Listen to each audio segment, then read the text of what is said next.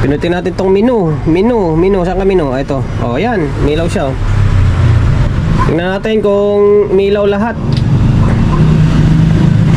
Baka mayroong pundi.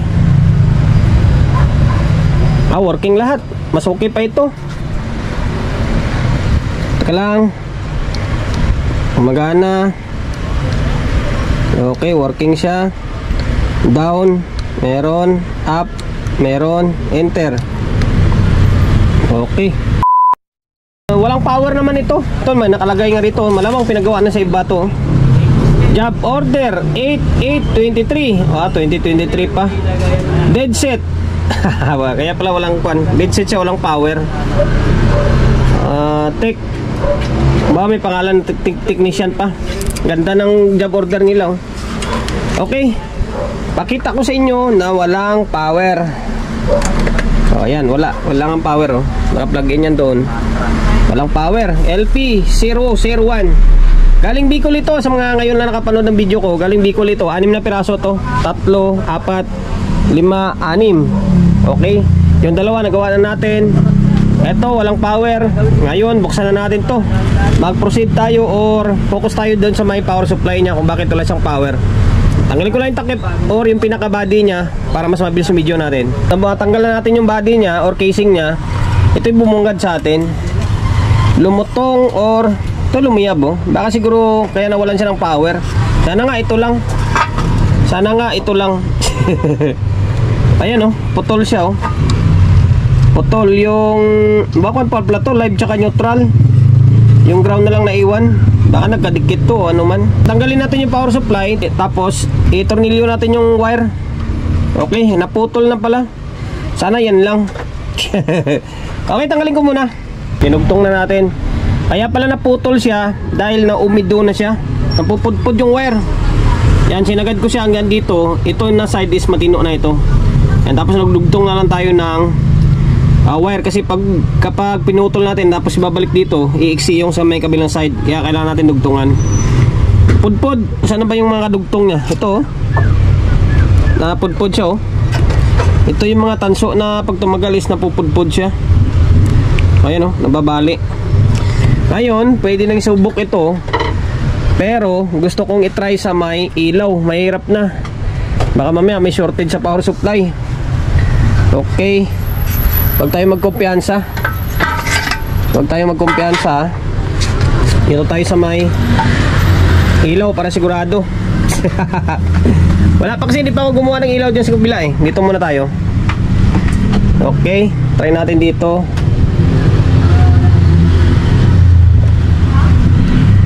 Yun may power na siya Wala bang shorted? Okay, may ilaw. Yan may power na siya. Ibig sabihin, working. Walang shorted. Ngayon, dito, balik tayo dito. Pwede na testing to dito. Ayan. Okay. Parang same lang din ang issue to sa iba. Ayaw mo gumana yung menu. Ngayon, ipag-short natin yung menu nito. Try natin Short natin. Sana ba? Ito. Teka lang. Sana yung Chicken Joy. Pag-short natin to para malaman natin kung iilaw siya. Yan, umilaw. Okay, umilaw siya. Ibig sabihin, bukod dun sa may naputol ng wire, kaya wala siyang power. Same lang din yung issue sa dalawa na yan Yung pindutan, hindi rin siya gumagana. Not working din. Same lang din yung proseso gagawin natin sa dalawa na yan. Tanggalin, linisin, kuskusin natin, tapos ibalik. Okay. Working na. Yun lang, napudpud lang yung wire. Pinaklas ko na yung mga tack switch niya.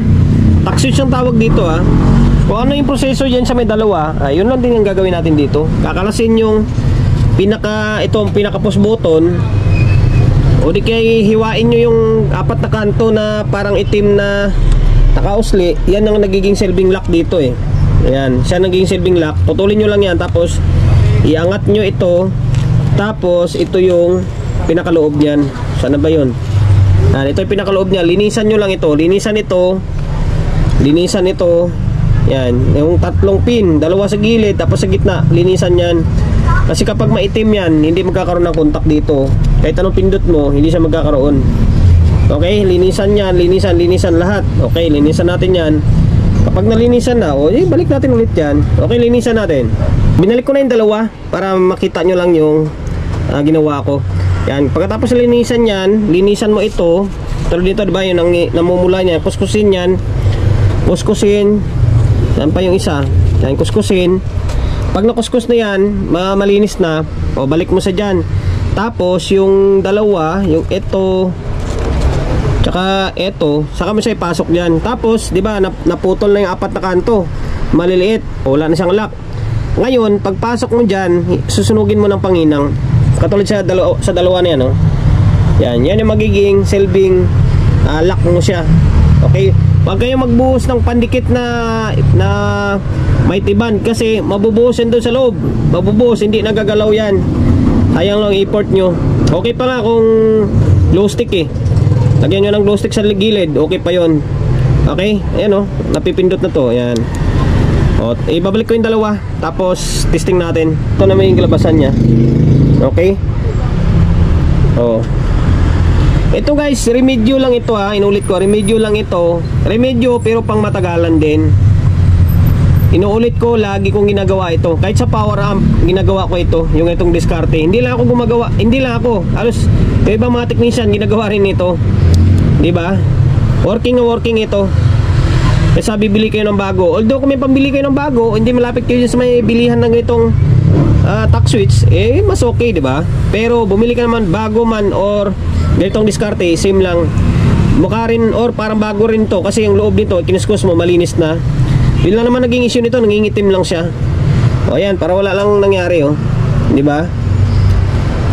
Okay, kaysa bumili ka ng bago, magkano rin? Medyo mahal pa naman yung switch na ito, di ba? Ginagawa ng diskarte na lang. Okay, ibalik natin, tapos testing natin. Balik ko na yung back panel.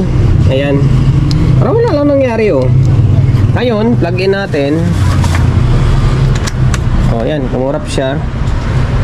Pinutin natin tong menu. Saan ka menu? Ito. Ayan, milaw siya. Tingnan natin kung milaw lahat. Baka mayroong pundi. Working lahat. Mas okay pa ito. Teka lang. Gumagana.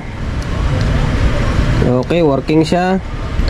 Down, meron. Up, meron. Enter.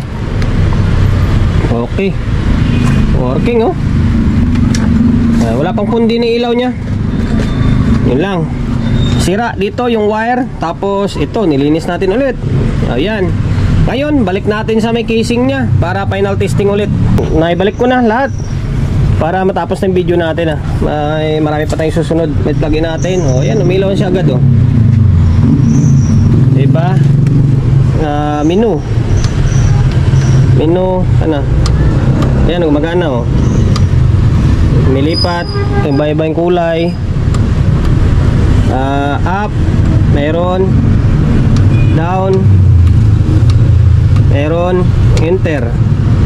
Okay, gumagana. Ayun lang guys, hanggang dito na lang. Sana nakapagbigay ideya tayo sa mga kapwa natin technician na medyo bago-baguhan lang o kung hindi man technician, yung mga may-ari ng gitong mga unit na kung sakaling ganon yung issue, walang power, makasira lang yung kable and then yung mga switch, di ba? Pwede kayo mag-DIY. No need na magpalit kayo ng switch. Yan na, discarding marino lang, discarding technician lang. Okay, promotion bago tayo magtapos. Siyempre, shop natin, Solid G Electronics Repair Shop, 61 Don Julio Gregorio Street sa Uyo Road sa Uyo, Quezon City.